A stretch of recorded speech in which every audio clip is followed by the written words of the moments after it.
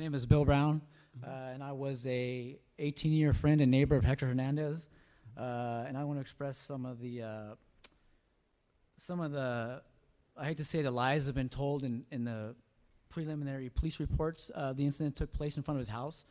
Being a witness, and by the own omission of the officer's body cam video, the limited body cam video that was released, clearly shows the officer run up to a man who's being attacked on the ground by a dog, officer lean over the top of this man and shoot him 2 times, unnecessarily.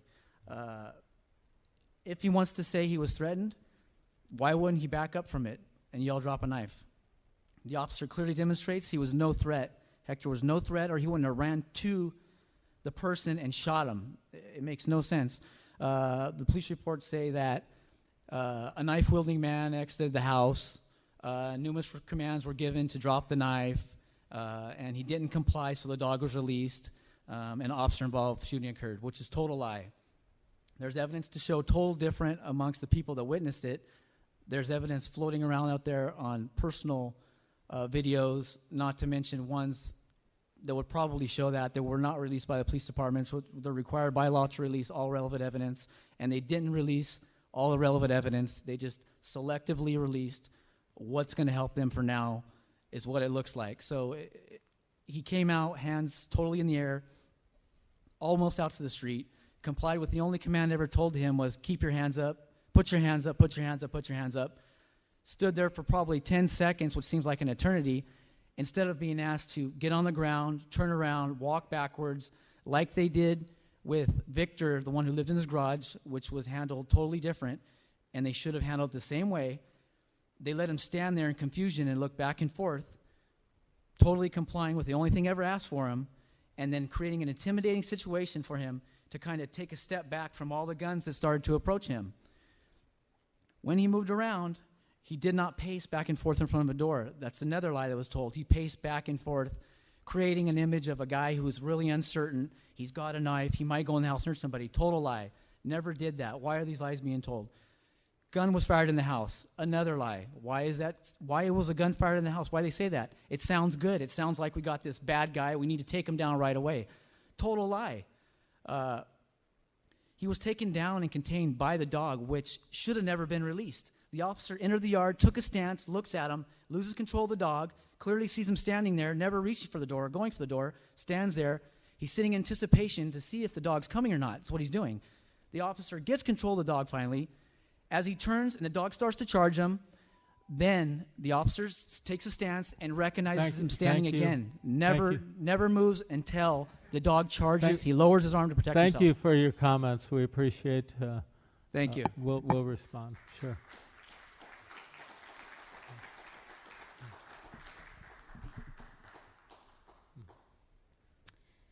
My name is Kelly Williams, and I have lived in Fullerton my whole life. I was there that night, and what I witnessed the night of May 27th was not what Fullerton Police Department states on their website for their policies. Require a warning before shooting. The website states bold and clear, officers are required to make reasonable efforts to identify themselves and to warn deadly force may be used where or when feasible. This did not happen that night of May 27th. Require a de-escalation. Officers are trained to de-escalate situations, and Fullerton Police Department policy calls for de-escalation techniques to be used when appropriate. Officers receive training every 2 years as mandated by post. This did not take place that night of May 27th. Exhaust all alternatives before shooting. Officers should evaluate the use of other reasonably available resources and techniques when determining whether to use deadly force. Hector's life matters, and now his 2 sons do not have a father. Mr. Mayor, members of the council, thank you for the opportunity to address you this evening. Wanted to specifically talk about the murder of Hector and where we go from here. You know, I was at the rally outside the police department a week ago Saturday, and I was only there an hour, and during that time, I noticed between 12 and 15 cars spontaneously driving by, rolled down the window, and all they said was, "Remember Kelly Thomas."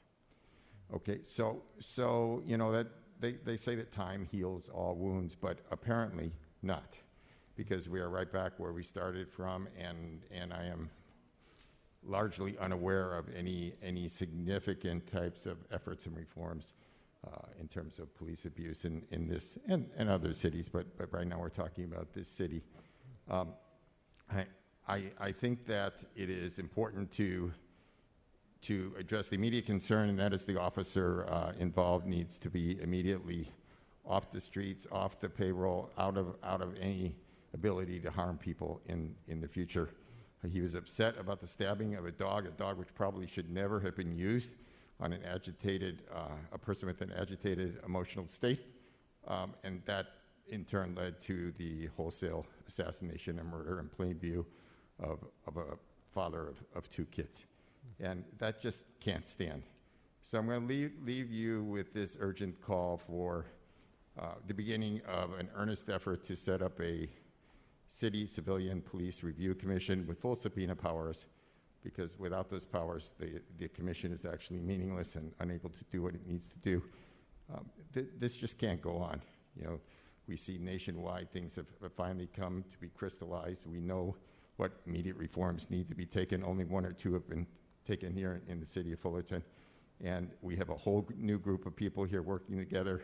And I think that the Democratic Party, of which I sit as a member of the Central Committee, and any person who is decent and thinking would look forward to those reforms. So a lot of good people in Fullerton that would raise their hands to sit on that commission, and I hope you take that step immediately. Thank you. Susan, I'm going to butcher your last name. I apologize. Luvano. I want to speak to you regarding the murder of Hector Hernandez by Fullerton Police Officer Farrell in May 2020. The officer did not attempt to de-escalate the situation. Rather, he shot Mr. Hernandez for defending himself against a police dog. It appears the officer was more concerned with the well-being of the dog than with Mr. Hernandez's life. Hasn't the city learned from the Kelly Thomas case? Officer Farrell should be fired and investigated for murder. Thank you.